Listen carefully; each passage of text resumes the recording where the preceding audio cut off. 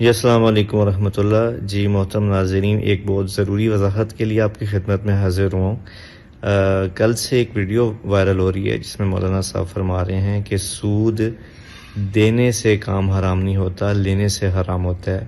سود دینے سے کام حرام نہیں ہوتا، لینے سے حرام ہوتا.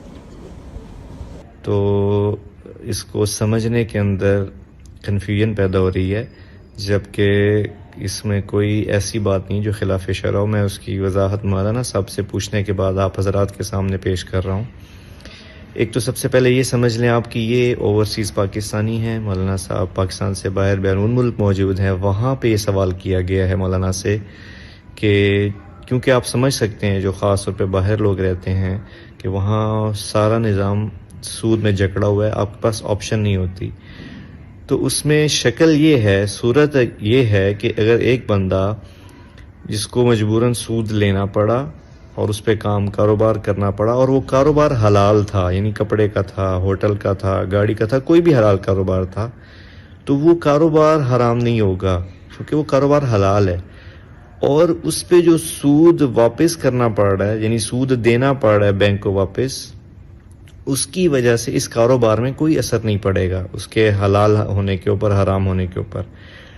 البتہ وہ اس عمل کا شکار ہو رہا ہے وہ بندہ، تو اس کا گناہ ضرور ہے. تو پلیز اس پہ کوئی کنفیوژن نہ پیدا کی جائے. کوئی مولانا صاحب سود کو جائز نہیں قرار دے رہے ہیں، بلکہ وہی وضاحت فرما رہے ہیں. اور خاص طور پہ سمجھ لیجئے ان لوگوں کے لیے جو بیرون ملک رہتے ہیں، ہمارے پاکستانی، ان کنٹریز میں، ان ممالک میں جہاں بہت مجبوری ہو جاتی ہے اور آپ کو بینکوں کے ساتھ چلنا پڑتا ہے سود کے اندر.